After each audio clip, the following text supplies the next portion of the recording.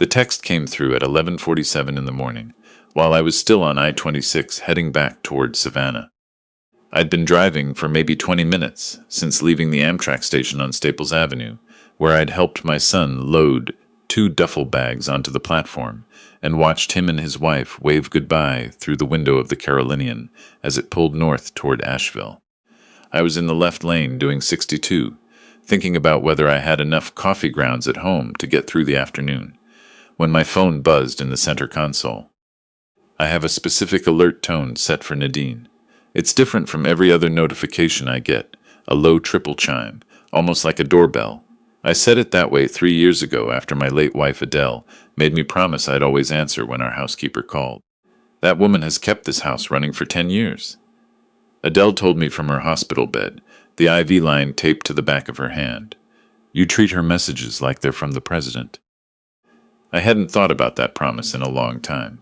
I thought about it now. I merged right and pulled onto the shoulder before I even read the words. Mr. Lyle, please stop the car. Don't come home yet. Something is very wrong. I sat there with 18-wheelers rattling the frame of my Buick and stared at that message for a long moment. Nadine had worked for our family for 12 years. In 12 years, she had never once sent me a message like that. She was a 62-year-old woman from Beaufort who showed up every Monday and Thursday at 8 o'clock sharp, vacuumed the rugs without being asked, left the mail sorted on the kitchen counter, and never, not once, created drama. I opened the security app on my phone. I spent 35 years as a forensic accountant for the FBI's Financial Crimes Division. I know how to control my breathing when I see something I don't want to see. I know how to stay still when every nerve in my body is telling me to move. I know how to look at a screen and not react.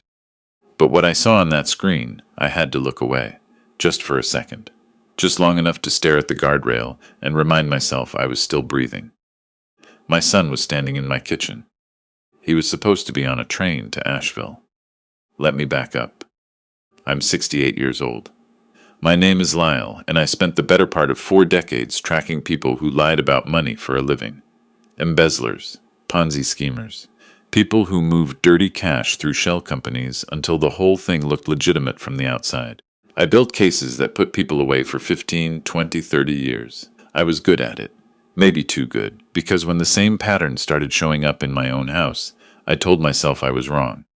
I retired 6 years ago to the house Adele and I built together in Savannah. 4 bedrooms, a long covered porch, a yard with live oaks that drop their leaves in the spring instead of the fall.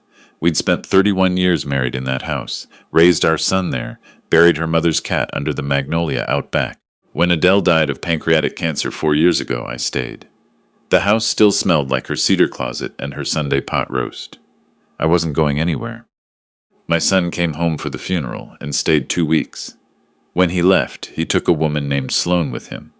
Someone he'd met 6 months earlier. Someone I'd spoken to maybe 4 or 5 times before she became my daughter-in-law at a courthouse ceremony I was told about 3 days before it happened. I tried not to hold that against her. I told myself they were young. They did things fast. I told myself that for 2 years. They'd arrived on my doorstep 8 days ago with 2 duffel bags and a story about their lease in Atlanta falling through. I said yes. Of course I said yes. He was my only child. But from the moment my daughter-in-law walked through the front door, something felt like a floor joist that was slightly off level. Nothing you could name directly. Just a tilt. She asked me questions that weren't quite casual enough to be casual. About the paintings on the wall, about Adele's jewelry cabinet in the bedroom, about whether the house had been reassessed for property tax lately. She said she was just curious. I said the house was fine. She smiled, and I felt the floor tilt again. The morning of the supposed trip, my son was quieter than usual. Kept checking his phone. When I carried one of the duffel bags down the porch steps, I noticed it was lighter than it should have been for a week away. I didn't say anything. I drove them to the station. I watched them board. I drove home. And then my phone chimed. On the camera feed, the kitchen looked wrong. The cabinet doors under the sink were open. My daughter-in-law was on her knees, pulling things out, cleaning supplies, a flashlight I kept back there. She set everything on the floor in a neat line, the way you do when you're looking for something specific behind something else. I switched to the living room camera. My son was standing in front of the built-in bookcase on the east wall, where Adele kept the pieces she'd collected over 30 years of flea markets and estate sales. A pair of small oil paintings she'd found in a junk shop in Charleston for $40 each, which a gallery owner had later told us were worth considerably more. My son lifted the smaller one off the hook and turned it over to look at the back. I switched to the dining room camera. The wooden recipe box was on the floor. It was a small thing, maybe 8 inches long. Adele had made it herself in a woodworking class she took the year she was diagnosed, because the doctors said to keep her hands busy. She'd carved her initials into the lid. Inside were 114 index cards in her handwriting, recipes she'd collected from her grandmother, from neighbors, from cooking shows she watched on Sunday mornings. Fried green tomatoes, sweet potato pie, the cornbread she made every Thanksgiving. The index cards were scattered across the dining room floor. My daughter-in-law had swept the box off the counter while checking behind the cabinet trim for a wall safe that wasn't there. I looked at Adele's handwriting face down on the hardwood.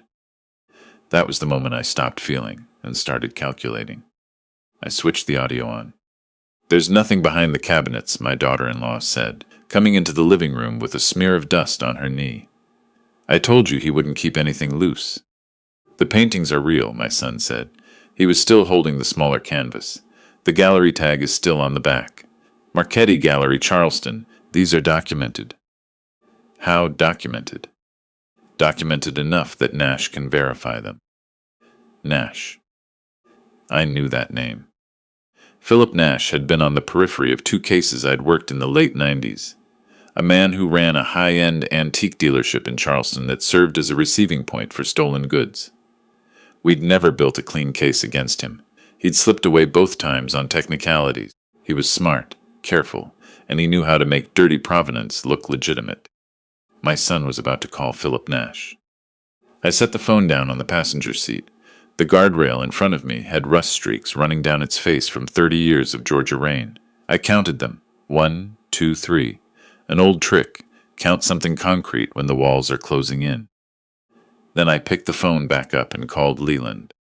Leland had been my closest friend since the early 80s, before I went to Quantico and he went to law school.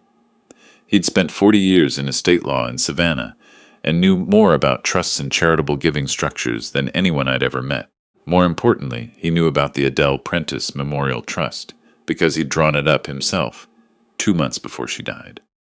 "Leland," I said when he picked up, "I need you to listen carefully, and I need you to not ask how I'm doing first." A pause. "That bad?" "My son and his wife are in my house. They were supposed to be on a train to Asheville. They have Philip Nash on the phone. They're looking at the Marchetti pieces." Silence on the other end. The kind of silence that means someone is doing the same arithmetic I just did. "Lyle," Leland said quietly, "those paintings don't belong to you anymore." "I know," I said. "They don't know that." The Adele Prentice Memorial Trust held approximately $340,000 in documented personal property, the 2 oil paintings, several pieces of antique jewelry, and a small collection of first edition books. Adele had transferred everything into the trust 18 months before she passed.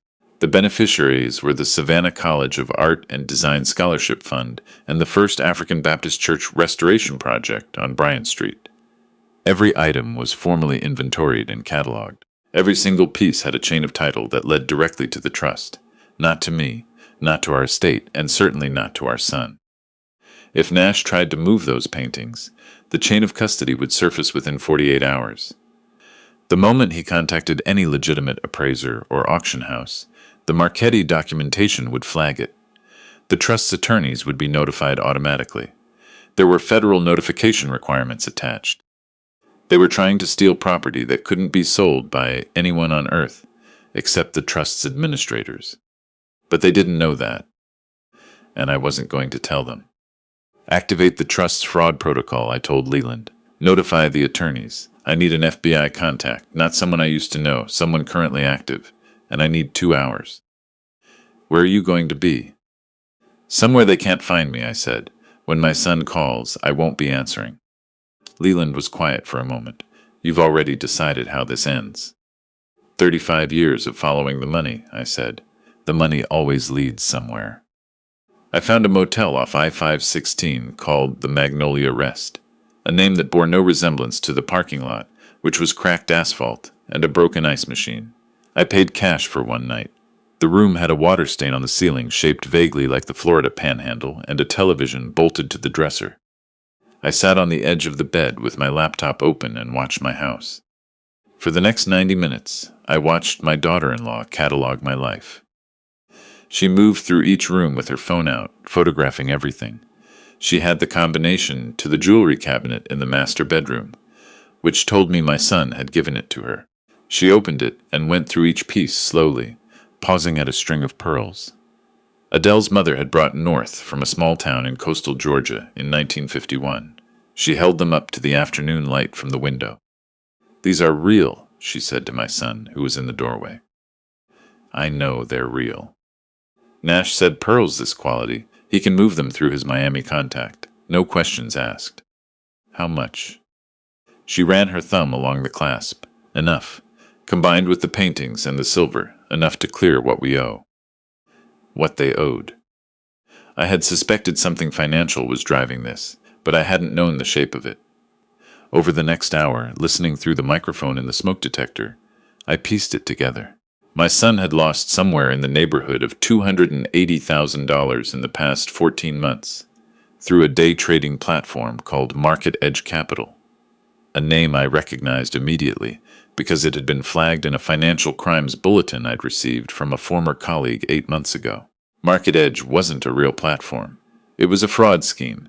They sent investors fabricated account statements showing steady gains, right up until the operators vanished and took everything. He hadn't told me. Instead, he'd told her, and she had made a plan. At 3:15, my son called my cell phone. I watched him on the camera, standing in the kitchen, pressing the phone to his ear with the slightly too casual posture of a man rehearsing something in his head. I let it ring 4 times, then I answered. I lowered my voice, roughened it around the edges. "I am 68 years old, and I have arthritis in both hands, and I have earned the right to sound tired." "Yeah," I said. "Dad." His voice was warm, practiced. "Hey, are you home yet?" "Just got in," I said, about to make some coffee. "Listen, there was a problem with the train, mechanical issue. They had to bump us back. We're actually in Savannah. Sloane's not feeling great. Would it be okay if we stayed over one more night? I feel so bad about this." I looked at the camera feed. My daughter-in-law was in my dining room, eating an apple and scrolling through her phone. "Of course," I said. "You're not imposing. Let me pick up a few things and I'll fix us a real dinner. It'll be good to have you home." A beat. I could hear him smiling. "You're the best, Dad. I mean it." "I know," I said. "I'll be home in a little while." I hung up and sat with the Florida-shaped water stain above me. He used to call me on Sunday mornings when he was in college, even when he didn't need anything. Just to talk. We'd be on the phone for an hour about football, about the neighborhood, about something his mother had said that made him laugh. He had a laugh that filled whatever room it was in. I hadn't heard that laugh in 2 years. I got up and splashed cold water on my face and looked at the man in the mirror for a long moment. Steel gray hair. Hands that had shaken the hands of federal judges and interviewed men who thought they were smarter than the system. I had walked into rooms where people were actively lying to my face and smiled and said, "Thank you. That's very helpful," while I mentally cataloged every inconsistency. I had done that for 35 years. I could do it for one more afternoon. When I pulled into my own driveway at 4:30, my daughter-in-law was on the porch swing looking at her phone. She looked up when she heard the car, and her face rearranged itself in under a second. The perfectly assembled expression of a young woman relieved to see her father-in-law. She hugged me on the steps. Her perfume was expensive, and I recognized it. It was Adele's perfume. She'd sprayed it on herself while she was going through the jewelry cabinet. I patted her on the back and went inside. My son was in the living room. Both paintings were back on the wall, hung with the care of someone who wanted them to look untouched. He'd done a decent job. Only the slight angle on the smaller one gave it away. "Hey, Pop." He crossed the room and hugged me, and I held my son and felt the hollowness of it. The way an embrace can be technically correct in every dimension and still feel like a closed door. "Glad you're safe," I said. We ate the pasta I made. We sat at the table where the recipe box had been picked up off the floor and set back in place, about 6 inches to the left of where it always sat. Neither of them mentioned it. My daughter-in-law poured the wine. She poured mine first, and she turned her back to me while she did, and the pause before she set the glass down was about 4 seconds too long. When I picked it up and drank half of it, she watched me very carefully. Then when she went to the kitchen to get more bread, I set the glass on the counter, poured a matching amount from the same bottle into an identical glass, and switched them. An old move. She'd been sloppy about it, because she thought she was dealing with a retired accountant who, like Jason, took a blood pressure pill every morning. Over the next 40 minutes, I watched my son blink too slowly. His sentences came out a half-beat behind where they should. He said he was tired from the travel, and I said, of course, go lie down, and he went to the guest room and I heard the door close. My daughter-in-law watched me across the table with the careful eyes of a woman doing arithmetic. He gets worn out so easily, she said. He always has, I said, even as a kid. She picked up her glass, set it down. You must get lonely, all this space just for yourself. I keep busy, I said. Of course. She leaned forward slightly. You know, we've been thinking about the house, about what makes sense long term, for you, a man your age, alone in a place this size. There it was. I looked at her the way I used to look at people across interview tables, steady, patient, nothing moving in my face. That's very thoughtful, I said. She seemed pleased. We just care about you. I know, I said. More coffee. Leland called at 7:48. I stepped onto the back porch. The night air smelled like jasmine and distant rain coming off the water. Nash made contact with the Marchetti Gallery this afternoon to verify the provenance, Leland said. The gallery flagged it within an hour. The paintings are listed under the trust with an automatic alert attached to any third-party inquiry. Nash is on record now. The FBI liaison confirmed they want to catch him with the physical items in hand. Can you get her to bring them out? I looked through the kitchen window. My daughter-in-law was at the counter with her phone. Give me 20 minutes, I said. I went back inside. I told her that my son had asked me, years ago, to have the paintings appraised for insurance purposes, and I'd never gotten around to it. I said with everything surrounding Adele's illness, things had fallen through the cracks. I gestured vaguely the way old men gesture at grief. I asked her if she happened to know anyone who did that sort of thing. She went very still. Actually, she said carefully, I might know someone. Tonight? Said. This late? He's very accommodating, she said.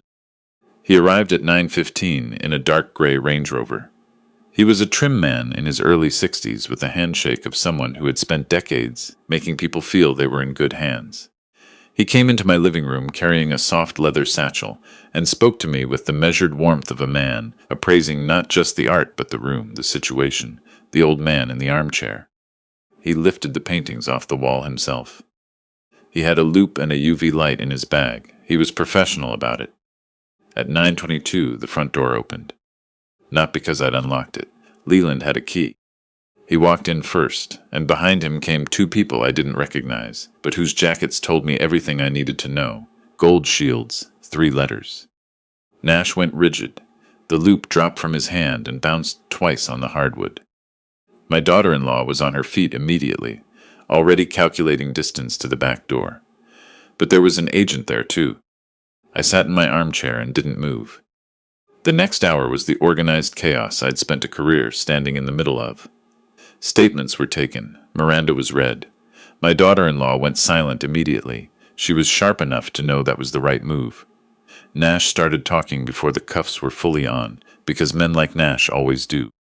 My son was found in the guest room, still disoriented, and was transported separately.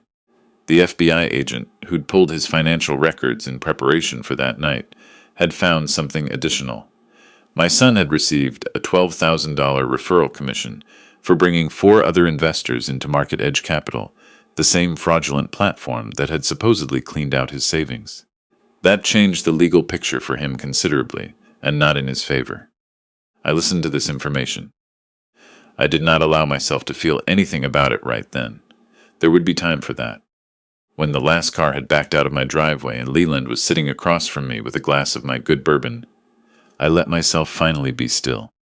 The trust is protected, Leland said. Nothing was removed from the premises. The paintings go back to inventory. I know. He's going to need a lawyer. I know that too. We sat there with the grandfather clock ticking in the hallway. The house had a particular silence after 10 o'clock. A settling sound, wood contracting in the cooler air. Adele used to say the house breathed at night. I'd always thought that was too poetic. Now I thought she was probably right. You doing okay? Leland asked. I'm sitting here, I said. That's something. The charges broke down over the following weeks the way financial crimes always do, slowly at first, then all at once. Nash was indicted on 3 counts of trafficking in stolen cultural property. My daughter-in-law faced conspiracy charges and elder financial abuse under Georgia statute, which carries its own particular weight in this state. My son's situation was more complicated and would take longer. His attorney told him to cooperate. I didn't visit. I didn't call. People asked how I was handling it. My neighbor 2 doors down brought a casserole. Nadine came in on a Tuesday instead of her regular Monday, which she had never done in 12 years, and cleaned the guest room from top to bottom without saying a word about why. I was handling it the way I handle most things. By keeping the larger picture in view, by not letting one collapsed section convince me the whole foundation had failed. 6 weeks after that night, I was on the back porch with my coffee when I remembered the voicemail. Adele had left it the day she came home from the hospital for the last time, while I was out picking up her prescriptions. 4 minutes and 32 seconds long. She talked about the weather. She talked about the soup she wanted me to heat up for dinner. She mentioned a cardinal that had been at the feeder all afternoon and said it was the most beautiful thing she'd seen in years. She said she loved me. She said she was glad we'd built this life together, all of it, even the hard parts, especially the hard parts. Near the end, she said, he's going to be okay. I know you worry about him. Some people just take longer to learn what matters. She'd been wrong about that. Or maybe she hadn't. Maybe the learning can happen anywhere. In a courtroom, in a cell, in the long quiet years that come after a reckoning. I didn't know. I hoped so. I played the voicemail one more time, sitting in the morning light with the live oaks, throwing long shadows across the yard. Then I held the phone for a while. Then I put it in my pocket and went inside to make breakfast. The house was quiet, and it was mine. The recipe box was back in its spot on the counter, the index cards sorted and returned to their proper order. Nadine had done that without being asked, sometime in the first week, without a word about it. I ran my thumb across the lid, over the carved initials, and thought about the kind of love that leaves itself everywhere, in handwriting on index cards, in the clasp of a strand of pearls, in a trust document drawn up in the quiet certainty that you might not be there to protect the people you love, but your intentions could be. I poured my second cup of coffee and stood at the kitchen window. The cardinal was back at the feeder. I watched it for a long time before I started my day.